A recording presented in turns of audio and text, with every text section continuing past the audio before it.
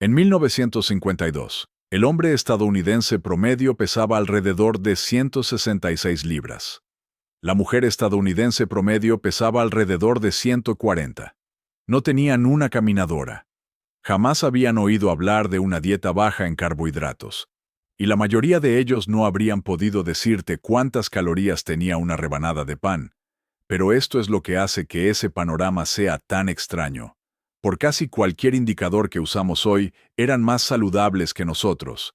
Para entender cómo toda una generación se mantuvo en forma sin gimnasios, sin aplicaciones y sin proponérselo, necesitamos observar el día común y corriente de un estadounidense en la década de 1950. Porque las respuestas se esconden en los detalles que nadie pensó en anotar. Lo primero que notarías si entraras en una cocina de los años 50 es el tamaño de todo. El plato para cenar que estaba en la mesa medía unas 9 pulgadas de diámetro. Hoy, el plato estándar estadounidense para cenar mide entre 11 y 12 pulgadas. Esa diferencia suena pequeña hasta que entiendes lo que le hace al ojo humano. Una porción razonable de pastel de carne y puré de papas en un plato de 9 pulgadas parece una comida completa. Esa misma porción en un plato de 12 pulgadas parece que alguien olvidó terminar de servir. Así que hoy la gente llena el espacio extra sin pensarlo y come más porque el plato le dice que debería. Los tazones para servir también eran más pequeños. Una cacerola para hornear en los años 50 alcanzaba para una familia de 4, con quizás una cucharada sobrante para el almuerzo del día siguiente. Los vasos contenían 8 onzas, no 16 onzas. Una taza de café era algo modesto, con un asa delgada, no un balde de cerámica. Cada recipiente en la cocina empujaba suavemente a la familia hacia la moderación, aunque la familia nunca lo notaba porque no había nada con qué compararlo. Un plato de 9 pulgadas era simplemente un plato. Los restaurantes en los años 50 reforzaban esta modestia. Una hamburguesa en un restaurante informal pesaba alrededor de 1.5 onzas de carne. Una porción de papas fritas venía en una funda de papel apenas más grande que una baraja de cartas. Una Coca-Cola venía en una botella de vidrio que contenía 6.5 onzas. El concepto de agrandar no existía porque no había desde dónde agrandar. Cuando las familias salían a comer, lo cual era lo suficientemente raro como para sentirse especial, consumían aproximadamente la misma cantidad que habrían comido en casa. La comida era una ocasión, no una prueba de resistencia. Pero la conversación sobre las porciones solo tiene sentido cuando entiendes de dónde venía la comida en sí. Es ahí donde la cocina de los años 50 cuenta una historia completamente diferente a la nuestra. A principios de los 50, más del 90% de todas las comidas en Estados Unidos se preparaban y se consumían en casa. La industria de la comida rápida, tal como la conocemos, apenas existía. McDonald's tenía un puñado de locales en California e Illinois. Kentucky Fried Chicken era todavía una curiosidad regional al borde de la carretera. La entrega de pizza a domicilio no se haría común sino hasta 2 décadas después. Así que la comida predeterminada del estadounidense era algo que una mujer preparaba de pie en su cocina con ingredientes que reconocía: harina, mantequilla, huevos, un corte de carne del carnicero y verduras del jardín o de la tienda de la esquina. Esto no era comida saludable en ningún sentido moderno. Las familias freían pollo en manteca, comían pan blanco con mantequilla en cada comida. Cacerolas sostenidas por crema de champiñones aparecían en las mesas de todo el Medio Oeste 3 noches a la semana. La comida era abundante por cualquier estándar. Sin embargo, la matemática calórica seguía funcionando a su favor porque los ingredientes eran simples, las porciones eran moderadas y las comidas tenían límites. La cena era a las 6. Comías lo que se servía. La cocina cerraba después de lavar los platos. Una cena típica entre semana en un hogar de los años 50 podía ser una chuleta de cerdo, una cucharada de puré de papas, unas judías verdes de lata calentadas en una cacerola, una rebanada de pan blanco y un vaso de leche. El postre, si lo había, era un pequeño plato de duraznos en conserva o una rebanada de pastel horneado el domingo y hecho para durar toda la semana. La comida era satisfactoria pero contenida. Repetir por tercera vez no era realmente una opción porque la chuleta de cerdo venía de un paquete de 4 y había 4 personas en la mesa. La matemática no dejaba margen para el exceso, y nadie se sentía privado porque el plato se veía lleno y la comida sabía a hogar. Hay un ritmo en ese tipo de alimentación que ha desaparecido silenciosamente. Las familias en los años 50 no picoteaban. Comer entre comidas era poco común y en muchos hogares se desalentaba activamente. A los niños que pedían comida entre comidas se les decía que esperaran a la cena. La despensa contenía harina, azúcar, avena, conservas y quizás una caja de galletas saladas. Lo que no contenía eran los aproximadamente 600.000 productos de botana empaquetados que llenan los pasillos de los supermercados estadounidenses hoy en día. El concepto de meter la mano en una bolsa de algo salado o dulce mientras estabas sentado en el sofá viendo televisión no formaba parte del vocabulario cultural. Cuando llegaba la noche, una familia podía compartir un tazón de palomitas hechas en la estufa, agitadas en una olla pesada con un poco de aceite y sal. Un solo tazón pasaba de mano en mano por la sala, y ese era todo el bocadillo de la noche.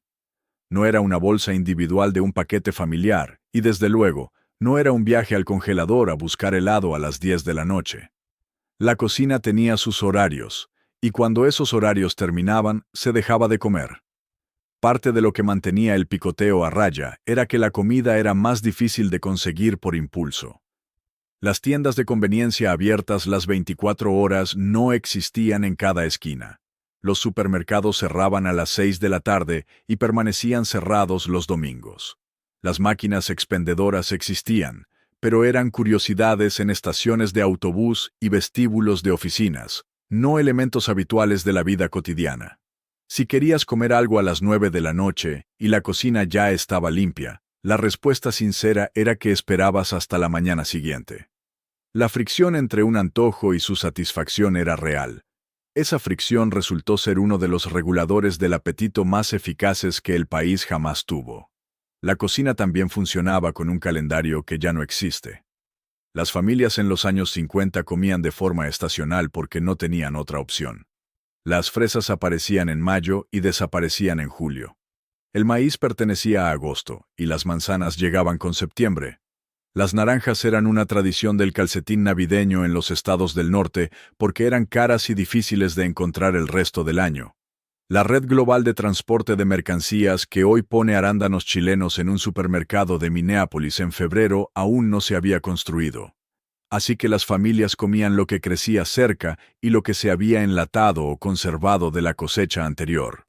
Esto significaba una variedad natural que cambiaba con los meses y un consumo mucho menor de los alimentos procesados de larga vida útil que llegarían a dominar las décadas posteriores. Las opciones estacionales moldeaban la vida diaria. La temporada de conservas en sí misma era un evento doméstico importante. Las mujeres pasaban los fines de semana de finales de verano en cocinas calurosas sirviendo frascos de tomates, judías verdes, melocotones y mermelada. Las hileras de tarros de cristal Mason que llenaban los estantes del sótano no eran decorativas. Eran el suministro de alimentos de la familia para el invierno, conservados a mano, y representaban horas de verdadero trabajo físico. Una mujer que envasaba 50 tarros de salsa de tomate en agosto no estaba pensando en kilómetros alimentarios ni en locaborismo. Se estaba asegurando de que su familia tuviera algo que comer con su asado en enero. Los alimentos conservados eran trabajo y seguro, pero la cocina estacional solo cuenta parte de la historia. Lo que la gente bebía en los 50 importaba tanto como lo que comía. Los hábitos de bebida reforzaban los límites en las calorías. El estadounidense promedio en 1950 consumía alrededor de 11 galones de refrescos al año. Para la década de los 2000, esa cifra había superado los 53 galones. En los 50, una Coca-Cola era un capricho que tomabas en la fuente de sodas el sábado por la tarde, servida en un vaso pequeño con hielo. No era un vaso de 64 onzas viajando en el portavasos de tu coche camino al trabajo. El agua venía del grifo. El café se tomaba solo o con un poco de crema. La leche se entregaba en la puerta de casa en botellas de vidrio y los niños la bebían en cada comida. Jugo significaba jugo de naranja, exprimido esa mañana o reconstituido de una lata congelada, y venía en un vaso de 4 onzas. Las calorías líquidas, que hoy representan una parte sustancial del consumo diario estadounidense, aún no tenían un sistema de distribución. No había bebidas energéticas, ni confecciones de café mezclado con 400 calorías de jarabe y crema batida, ni batidos embotellados comercializados como comida saludable que contienen más azúcar que una barra de chocolate. Las calorías líquidas estaban limitadas por la costumbre y la oferta. El azúcar en sí mismo cuenta una historia aún más interesante. En los años 50, el estadounidense promedio consumía aproximadamente entre 65 y 70 libras de azúcar añadida al año. Eso suena a mucho, hasta que te das cuenta de que la cifra actual está más cerca de las 128 libras. Parte de la explicación es puro volumen. La gente consume más productos endulzados a lo largo de más horas del día. Pero parte de la explicación es una molécula que no existía en el suministro alimentario estadounidense hasta principios de los años 70. Los patrones de consumo de azúcar cambiaron drásticamente. El jarabe de maíz de alta fructosa cambió la economía de la dulzura en este país. Era más barato que el azúcar de caña, más fácil de mezclar en alimentos procesados, y su introducción coincidió con la explosión de snacks envasados, comida rápida y refrescos que definieron las 3 décadas siguientes. La familia de los años 50 tenía acceso al azúcar, sin duda. Horneaban tartas los domingos y lo revolvían en su café, pero no lo consumían de forma invisible en el pan, la salsa para pasta, el aderezo para ensalada y el yogur como lo hacen los estadounidenses ahora. Cuando tu abuela le añadía azúcar a algo, sabía que estaba añadiendo azúcar. Lo medía de una bolsa con una cuchara. Hoy, el azúcar a menudo viene precargada y la mayoría de la gente no tiene idea de cuánta está consumiendo. La dulzura se volvió industrial e invisible. La lista de ingredientes cuenta la historia mejor que cualquier estadística. Una barra de pan en los años 50 contenía harina, agua, levadura, sal y quizás un poco de azúcar para ayudar a la levadura a crecer. Una barra de pan blanco popular hoy puede contener 20 o más ingredientes, incluyendo jarabe de maíz de alta fructosa, aceite de soya, sulfato de calcio y conservantes con nombres que requieren un título en química para pronunciarlos. El pan se ve igual, y está en el mismo lugar sobre la mesa, pero por dentro ha cambiado de maneras que el ama de casa de los años 50 no habría reconocido, y probablemente no habría aceptado.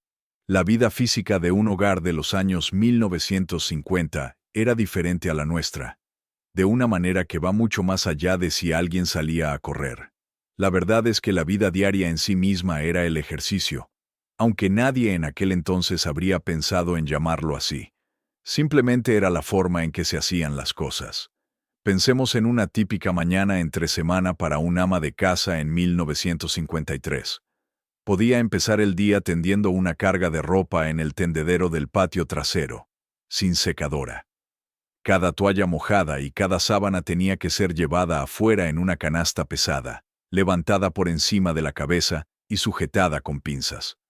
Después, el piso de la cocina necesitaba ser fregado, lo cual se hacía de rodillas con un cepillo y un balde.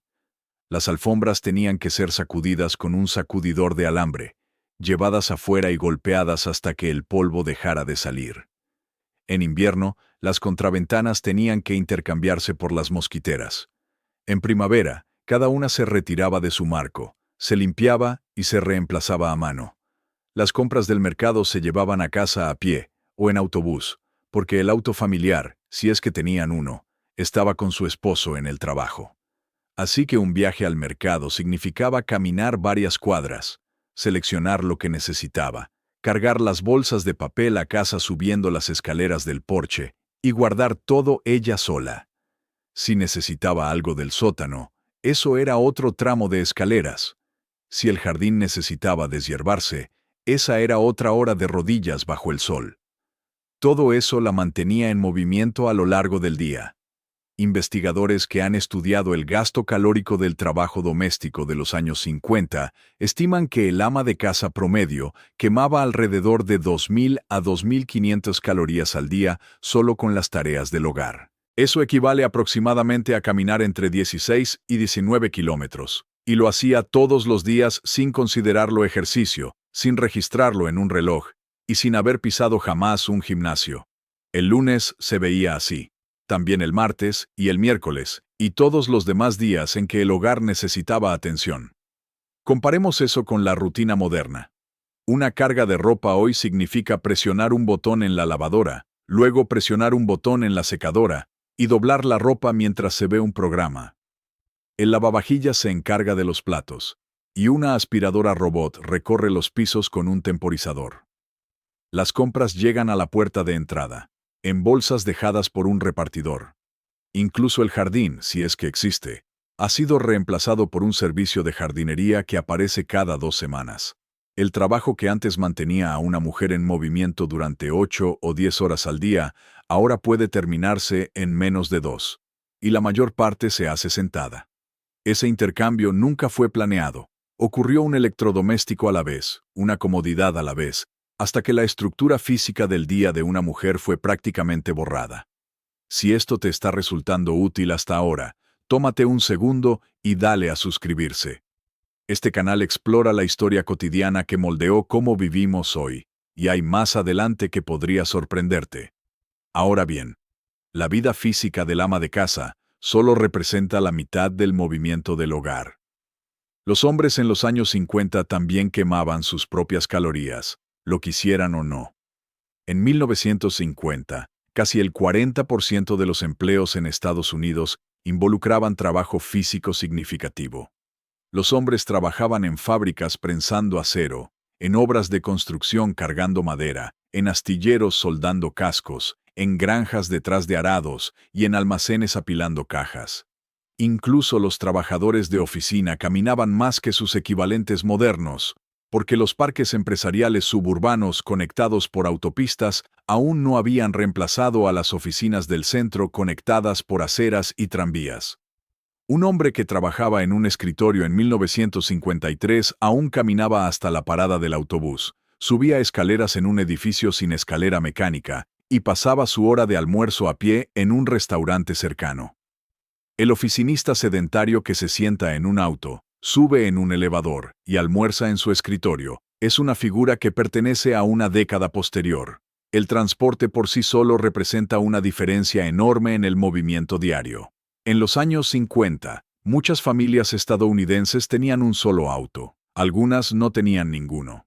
Esto significaba que caminar y andar en bicicleta no eran opciones de estilo de vida ni actividades de acondicionamiento físico. Eran la forma en que llegabas a la oficina de correos, a la escuela, a la tienda de abarrotes y a la iglesia el domingo por la mañana. Los niños caminaban a la escuela en grupos por las mismas aceras cada mañana, recorriendo a menudo 1,5 kilómetros o más en cada sentido. Las mujeres caminaban a la carnicería, la panadería, la tienda de todo a 5 y 10 centavos, cargando las bolsas a casa a mano. Los suburbios de la posguerra que comenzaban a extenderse por todo el país estaban diseñados con la idea de que la gente aún caminaría a las tiendas locales, incluso mientras la propiedad de automóviles aumentaba. El suburbio completamente dependiente del auto, donde salir por la puerta sin las llaves del coche se siente casi impensable, tardó otra generación en convertirse en el estándar nacional. Los niños de los años 50 merecen su propio capítulo en esta historia, porque la vida física de un niño de mediados de siglo se ve irreconocible comparada con la infancia de hoy. Después de que terminaban las clases, los niños salían a la calle. Se quedaban afuera hasta que la madre de alguien se asomaba por la puerta trasera y gritaba que la cena estaba lista. Jugaban a patear la lata en el callejón, se trepaban al roble al final de la cuadra, andaban en bicicleta hasta el arroyo y de vuelta, corrían entre los aspersores en agosto y construían fuertes con cualquier madera que estuviera tirada detrás del garaje de alguien. Nada de eso era fútbol juvenil organizado con un cuerpo técnico y un calendario de refrigerios. Era juego físico libre, sin estructura, dirigido por ellos mismos, y llenaba horas de cada día. La competencia por la atención de un niño en los años 50 era prácticamente inexistente comparada con los estándares de hoy. Un hogar podía tener un solo televisor que recibía 3 canales, y la programación para niños se limitaba a unas pocas horas por la tarde. Los videojuegos, las tabletas, los teléfonos y las redes sociales no existían para jalar la mirada de un niño hacia abajo y su cuerpo hacia el sofá. El aburrimiento era común, y el aburrimiento mandaba a los niños afuera porque el patio trasero era más interesante que quedarse mirando el papel tapiz. Estar al aire libre no era una receta médica. Era la única opción que no implicaba quedarse sentado sin moverse.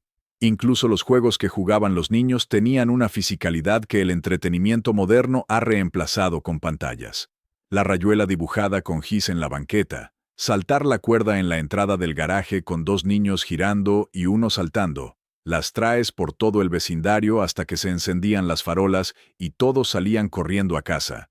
Capturar la bandera en el patio de alguien un sábado que empezaba después del desayuno y no terminaba hasta que la luz se desvanecía. Un niño en los años 50 podía acumular 3 o 4 horas de actividad vigorosa en una tarde cualquiera sin que nadie lo llamara ejercicio ni lo agendara en un calendario. El ritmo del hogar se unía de la manera más visible en la mesa del comedor. La cena familiar en los años 50 no era una sugerencia, era el evento que organizaba la noche. Las familias se sentaban juntas, típicamente entre las 5:30 y las 6:30, y comían la misma comida a la misma hora. La comida tenía un principio, un desarrollo y un final. Había un plato principal, un carbohidrato, una verdura y quizás un pequeño postre. Repetir estaba permitido, pero no se esperaba. Y cuando la comida terminaba, terminaba. Los platos se recogían, se lavaban a mano, se secaban con un trapo y se guardaban. La familia no volvía a la cocina a las 9:30 a hurgar en una alacena llena de barras de snack envueltas individualmente. Esta estructura lograba algo que los hábitos alimenticios modernos han abandonado en gran medida. Creaba ventanas naturales de ayuno sin que nadie conociera el término. Una familia que cenaba a las 6 y desayunaba a las 7 de la mañana siguiente había pasado 13 horas sin comer. No porque estuvieran siguiendo un protocolo de ayuno intermitente, sino porque la cocina estaba cerrada, la comida estaba guardada y la siguiente comida tenía un nombre y una hora asignados. El cuerpo tenía largos periodos para descansar, digerir y reiniciarse. Y esto sucedía cada noche como parte de la rutina. El sueño reforzaba este patrón de maneras que los investigadores apenas ahora están comenzando a valorar. Las familias en los 50 tendían a acostarse más temprano que las familias de hoy, en parte porque había menos razones para quedarse despierto. Las estaciones de televisión dejaban de transmitir antes de la medianoche con un patrón de prueba y el himno nacional. No había servicios de streaming, ni ciclos de noticias las 24 horas, ni pantallas brillantes en la habitación. La casa se oscurecía, y la gente dormía. Dormía.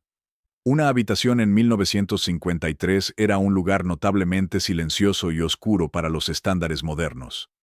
No había un teléfono en la mesita de noche vibrando con notificaciones, ni una laptop en la cómoda proyectando luz azul por el techo, ni un altavoz inteligente escuchando en la esquina.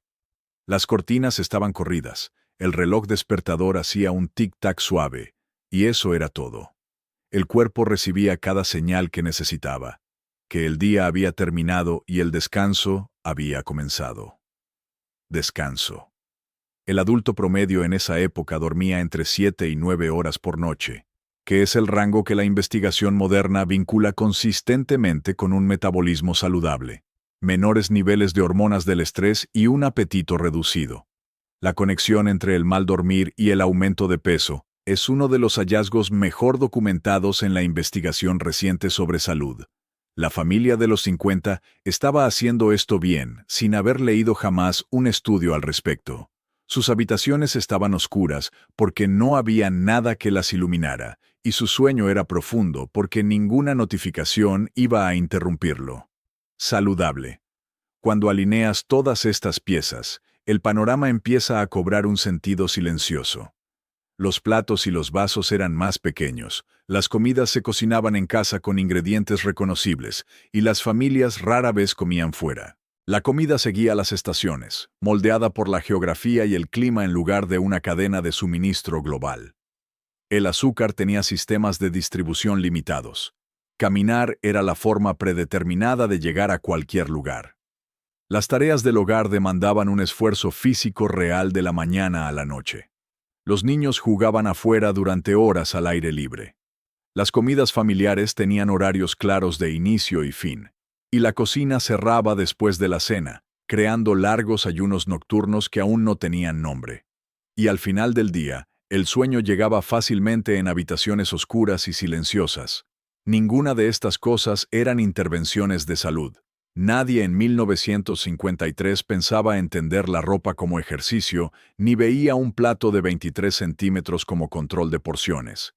Eran las características ordinarias de un día ordinario, moldeadas por la economía, la tecnología y la cultura de la época. La salud no era un objetivo, era un efecto secundario de la forma en que la vida estaba construida. Lo que hace que esta historia valga la pena contar no es que los años 50 fueran perfectos, porque estaban lejos de serlo. Las tasas de tabaquismo eran astronómicas, y los médicos respaldaban marcas de cigarrillos en anuncios de revistas, como si el tabaco fuera un producto saludable. La salud mental apenas se discutía y se comprendía muy poco. Las mujeres tenían muchas menos opciones sobre la forma de sus propias vidas. La segregación racial significaba que la cómoda imagen suburbana estaba disponible para algunas familias y brutalmente negada para otras. Los años 50 cargaban una oscuridad real junto a sus ordenadas mesas de cocina. Pero la salud física de esa era, la delgadez, las tasas más bajas de diabetes y obesidad, la condición cardiovascular que venía de vivir una vida llena de movimiento, esos resultados eran reales. Y no surgieron de la fuerza de voluntad ni de la disciplina, sino de la estructura de la vida cotidiana en sí misma. El entorno hacía fácil estar saludable. Había que esforzarse para no estarlo. Las décadas que siguieron desmantelaron esa estructura pieza por pieza, aunque no por diseño. La comida se volvió más barata y más procesada, a medida que los subsidios gubernamentales y la agricultura industrial introdujeron el maíz y la soya en todo lo que había en los estantes del supermercado. Las porciones crecieron porque los restaurantes descubrieron que unos pocos centavos extra de comida justificaban unos cuantos dólares extra en la cuenta. El jarabe de maíz de alta fructosa hizo que la dulzura fuera tan asequible que los fabricantes comenzaron a añadirlo a productos que nunca antes habían necesitado azúcar. Los autos se volvieron esenciales a medida que los suburbios se expandían hacia afuera y las tiendas locales dieron paso a grandes superficies comerciales solo accesibles por autopista. Las lavadoras automáticas reemplazaron al escurridor, las secadoras reemplazaron al tendedero, los lavavajillas reemplazaron al trapo de cocina.